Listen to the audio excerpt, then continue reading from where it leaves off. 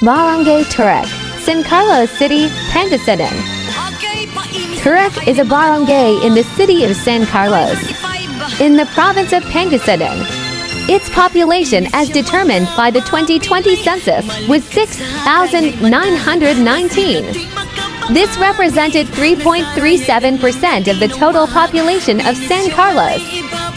The household population of Turac in the 2015 census was 5,700 to broken, down into 1,350 households, or an average of 4.22 members per household.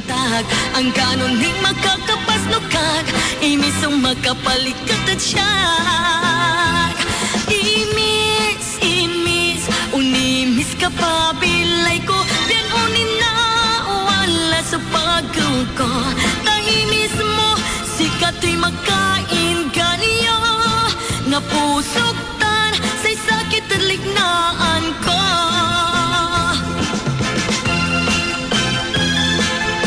Mga panggaman, shoutout kayo, pa-shoutout po kayo sa akin at sa amin. Tay pabasa kira tay arom ya pa-shoutout yun sa aray kaibak natan. Para mag-enjoy din sila dito sa ating programa, di ba? Siyang makapabilay, malikat sa rayay matahag, tasika to'y makapaabig, nga sa rayay ermunya linawag. Imis siya walay ibabagato, walay imis siya magkapapusol, walay imis siya magkapaparong, kan imis siya pantambal ko'y puso. Anggan walat siya kyamin so irap, ang ganon ni magkakasyudutag, ang ganon ni magkakapastugag, imis o magkapalikat at siyag.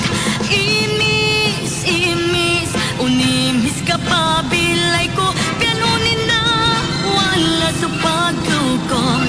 Taimis mo, sikato'y magkain ganiyo, nga pusoktan say sakit at lignaan ko. Imis, imis, unimis ka pabilay ko, pianunin na wala sa pagkukom. Taimis mo, sikato'y makain ganiyo, nga pusoktan say sakit at lignaan ko. Imis, imis, unimis ka pabilay ko. Harara, Udagupay, na 90.3 Energy FM. Masam Sami.